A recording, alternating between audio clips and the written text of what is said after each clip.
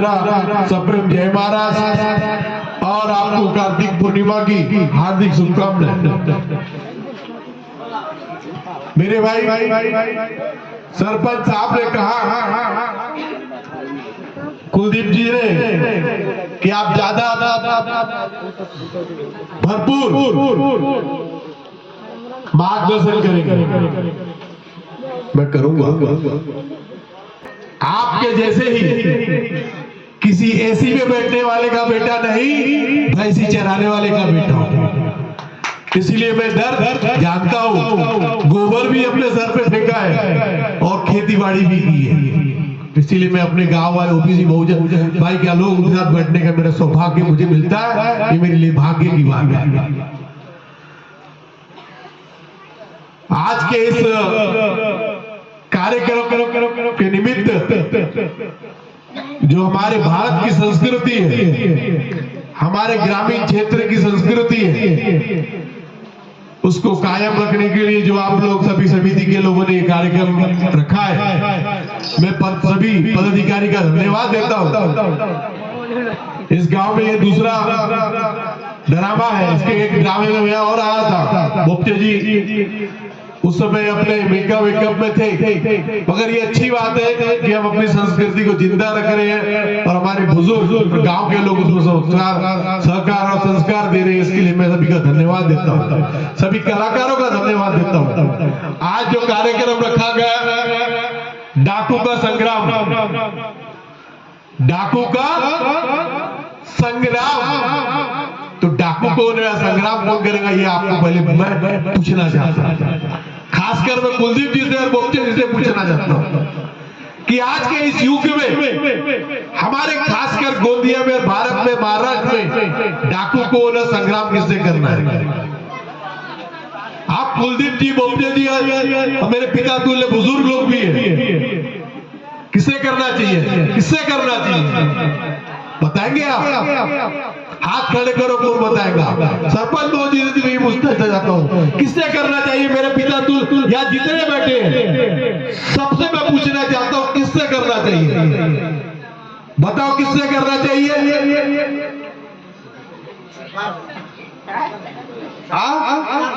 सरकार से। और बताइए।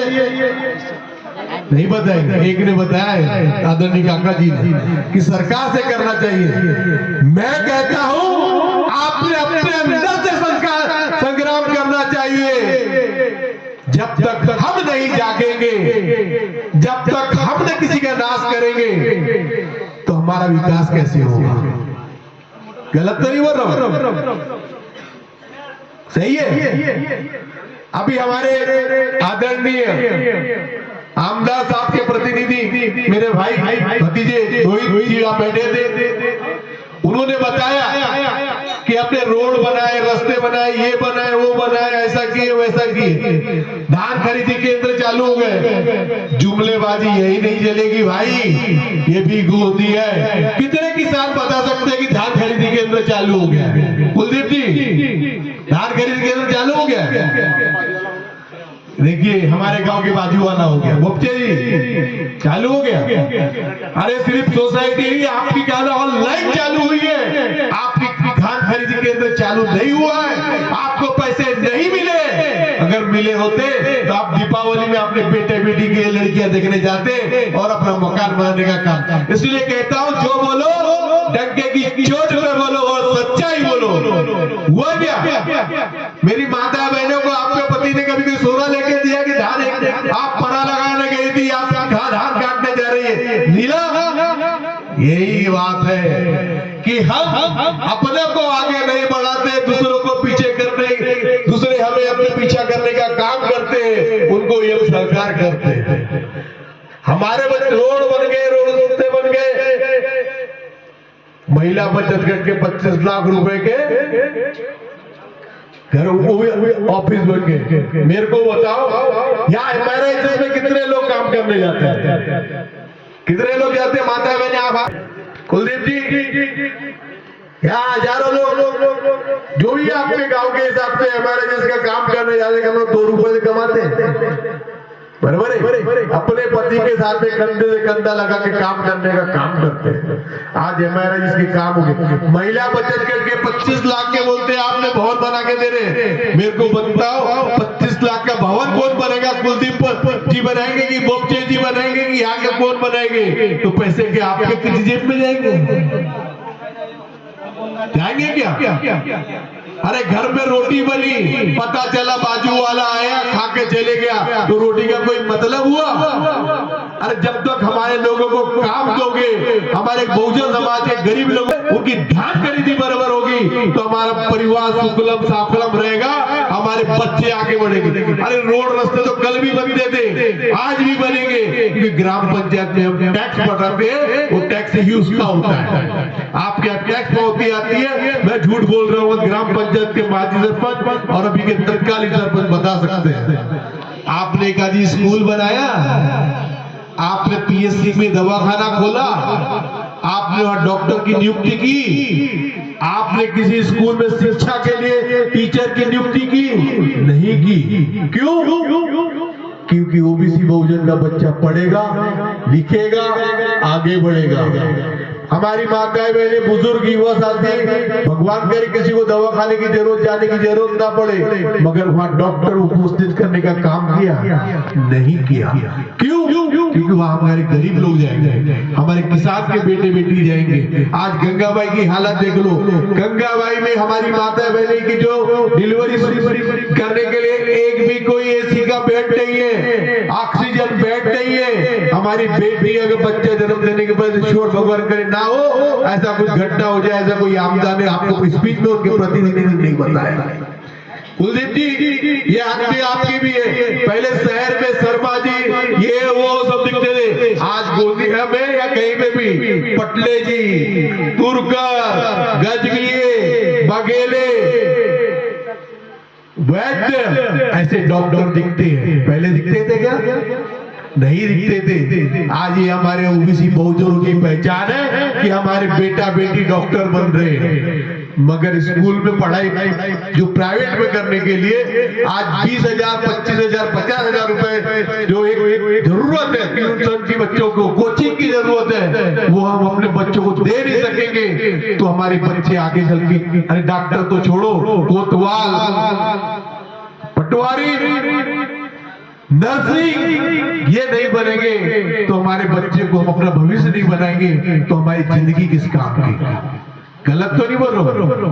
हम अपने जीता को जानवर भी बेचारा अपने गाय के बच्चे को अगर दूध बराबर नहीं मिले तो वो भी सींग हिलाती है, हिलाती की नहीं? अगर हमने अपने बच्चों को पढ़ाया लिखाया नहीं, तो जब हम बुढ़ापे में आ जाएंगे और हमारे बच्चे आगे बढ़ जाएंगे, जवान हो जाएंगे, तो आपको बुढ़ापे में लाठी लेके आगे चलने का काम कौन देगा? 2 टाइम की रोटी कौन देगा?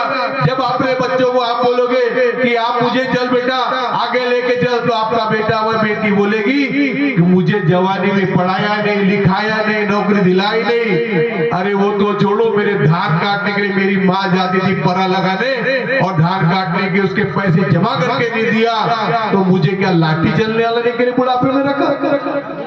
ये सारी चीज यहाँ के प्रतिनिधि नहीं दी देते, क्योंकि विकास हमारा होगा, बच्चे हमारे पढ़ेंगे, बच्चियां हमारी पढ़ेगी, स्कॉलरशिप छीन ली गई, सारी चीजें। या ट्रेन लगाने 200 करोड़ की ट्रेन चालू करने के लिए पैसे हैं, मगर बेरोजगारों को रोजगार देने के लिए पैसे नहीं है। आज अभी जैसे आमदार महोदय के प्रतिनिधि कह रहे थे कि हम आपको इस साल क्या देंगे? बोनस। इतने साल आपको बोनस की याद नहीं है जितने साल से आप सरकार में हो, और इस साल का भी मिलेगा कि नहीं मिलेगा पता नहीं। बोले हम प्रयास करेंगे। रोड और रास्ते के लिए 18% और 15% में कोई प्रयास नहीं करता, सिर्फ बोनस के लिए प्रयास करेंगे। हमारे सेवा सहकारी के सभी के प्रयास से आशीर्वाद से मैं संचालक भी बन के आऊँ कृषि उत्पन्न बाजार समिति का, यहाँ 20,000 रुपए का किसी पे लोन हो जाए तो उसकी बंडी जब्ती की जाती है, की जाती है बराबर है। नए किसान को लोन नहीं मिलता, माफी नहीं हुए, और यहाँ करोड़ों रुपए सभी के पास मोबाइल गूगल है, यहाँ करोड़ों रुपए सरकार केंद्र की और राज्य की वो देश छोड़ के भग के जा रहे हैं और कर्जा हर सब यहाँ पे भूखते जा रहे हैं। उनके ऊपर कोई बोलता नहीं कि बोलने की भी ताकत होना चाहिए। अरे जुल्म करने से ज्यादा जुल्म सहने वाला उसका दोषी होता है। आज आपका मौका है, अपने ओबीसी बहुजन बच्चों को आगे बढ़ाइए, उनको आगे पढ़ाइए, उनको आगे बढ़ने की राह दिए। पैसे में तो कुछ नहीं होता, पैसे खाए जा सकते और उनको खर्चे किए जा सकते। डॉक्टर बाबा साहब आम्बेडकर ने कहा था शिक्षा बागेली का दूध है, जो पिएगा वो गुर्राएगा और जो नहीं पिएगा घर में सोता रह जाएगा। आपको अपने बच्चों को, अपने बच्चियों को आगे बढ़ाना है। हमारे जो टाइमिंग कुलदीप भाई, अगर हमारे किसान के पैसे नहीं मिलेंगे तो हमारी मेहनत करने का क्या जाता है। किसान भाइयों को 6,000 रुपए दे रहे साल के, कितने रुपए? 6,000 रुपए। तो लगा लो साल के कितने पैसे हुए, एक दिन के कितने पैसे हुए कुलदीप भाई? 6,000 रुपए दिए जा रहे हैं तो साल के कितने, रोज एक दिन के कितने पैसे हुए? 5 आने 65 पैसे। आज के लड़के को 10 का नोट भी दो तो बोलता मैं नहीं होना, रख लो जेब में। बराबर है कि नहीं? और यही पे 1 एकड़ जमीन लगाने के लिए हमको 25 से 30,000 रुपए लगते हैं। और पेट्रोल, लाइट इतनी महंगी है पूरे हिंदुस्तान में कि क्या पूरे महाराष्ट्र का रिकॉर्ड टूटा हुआ है। इसीलिए कहना चाहता हूँ, मेरी बात आपको बुरी लग गई होगी, मगर अकेले में सोचना कि हमने अपने बच्चों को पढ़ाया नहीं, हमने बच्चों को विकास नहीं किया। चुनाव के टाइम पे हम आते हैं और चुनाव के टाइम पे अपने कंधे पे हाथ रखते हैं, अपना कंधा सोने का हो गया। आपको 10 लाख का, 20 लाख का, 25 लाख का जो भी काम देते हैं वो अपने घर से नहीं, शासन के द्वारा जो हम टैक्स भरते हैं उसके माध्यम से देते हैं। अपने रोड रास्ते अगर पैसे से भरा के बताओ, अरे वो तो छोड़ेगा अस्पताल और एक हमारी महिलाओं को काम देने का काम करो, तो सच्चे सेवक वो कहलाएंगे। अपने घर के दरवाजे में चुनाव जीतने के बाद में खड़े नहीं रखने दिया जाता, उनको पूछा नहीं जाता तो ऐसे प्रतिनिधि तो क्या मतलब? चाहे ग्राम पंचायत का हो या पंचायत समिति का हो, कहीं का भी प्रतिनिधि हो, वो हमारे परिवार के लिए, हमारे बच्चों के भविष्य के लिए अगर सोचता हो, वो हमारा सच्चा प्रतिनिधि होता है। अगर हम आज, मैं ओबीसी बहुजन समाज, आप हम सब ओबीसी बहुजन समाज के लोग यहाँ बैठे, आज हम अपने परिवार के लोगों को आगे बढ़ाएंगे, अच्छा काम करने वालों को बढ़ाएंगे, अच्छा शिक्षण देने वालों को बढ़ाएंगे, अच्छे स्वास्थ्य दिलाने वालों को बढ़ाएंगे, तो आज वो हमारे काम में आएगा। अरे आज ओबीसी के बहुजन का बेटा बढ़ेगा तो कल दूसरे का ही बेटा आगे आएगा। ये बात हमको सोचना चाहिए। पैसे से कुछ नहीं होता, मगर आगे वाले मार्गदर्शन में और छोटी बातें करने से नहीं होता। रोड रास्ते के पैसे बहुत दलित वैशिष्ट ग्राम विकास प्रधानमंत्री योजना के अंदर से बनते हैं और वो भी हमारे पैसों से बनते हैं, हमारे मतलब पूरे देश के पैसे से। और एक बात याद रखना, अगर आज ने जो संस्कृति के माध्यम से ड्रामा चालू किया है, उसी संस्कृति के माध्यम से अपने पिता और अपने माता पिता का सम्मान और हमारे लोगों का सम्मान भी होना चाहिए। अपने लोगों को, बच्चे और बच्चियों को आगे बढ़ने का काम भी मिलना चाहिए। हर महिलाओं को हाथ में काम होना चाहिए, हर पुरुष को, बेरोजगारों को डिग्रियां ले लेके पढ़ाई कर करके जो हमारे लोग बेरोजगार हुए उनको काम मिलना चाहिए। यही कहना चाहता हूँ। और आपने मुझे बुलाया और मुझे अपने परिवार का समझिए, अगर अच्छे शादी ब्याह में ना बुला तो चलेगा, मगर धूप में पंकज यादव को याद रखना, यहाँ के मेडिकल कॉलेज में सिर्फ 6 वेंटिलेटर है। एक जिले में 4 विधानसभा आती है और एक विधानसभा में 3 लाख से ऊपर वोट होते हैं, तो 6 वेंटिलेटर कितने लोगों को आएगा, उस पर किसी प्रतिनिधि की नजर नहीं जाएगी।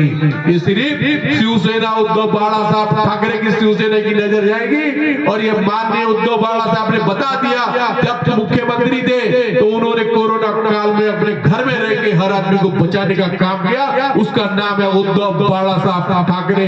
और वही शिवसेना है जो 80% समाजकारण और 20% राजकारण करती है। उसका मैं एक छोटा सा सैनिक हूँ। आपसे भी निवेदन करता हूँ, अपने बच्चों को ऐसा बनाओ, अपनी बच्चियों को ऐसा बनाए कि आपके बुढ़ापे में लाठी लेके चले, किसी के हाथ में भीख मांगने की बात आपके पास है। इतना कहते हुए अपने शब्दों को विराम देता हूँ। आपने मुझे बुलाया, मान सम्मान दिया, इसके लिए सभी का धन्यवाद देता हूँ। और मेरे सेवा सहकारी के सभी पदाधिकारी का जिन्होंने अपना अनमोल वोट देकर 5 आमदार वो खिलाफ जीत के आया, उनकी आशीर्वाद से उनका धन्यवाद देता हूँ। जय हिंद, जय महाराष्ट्र।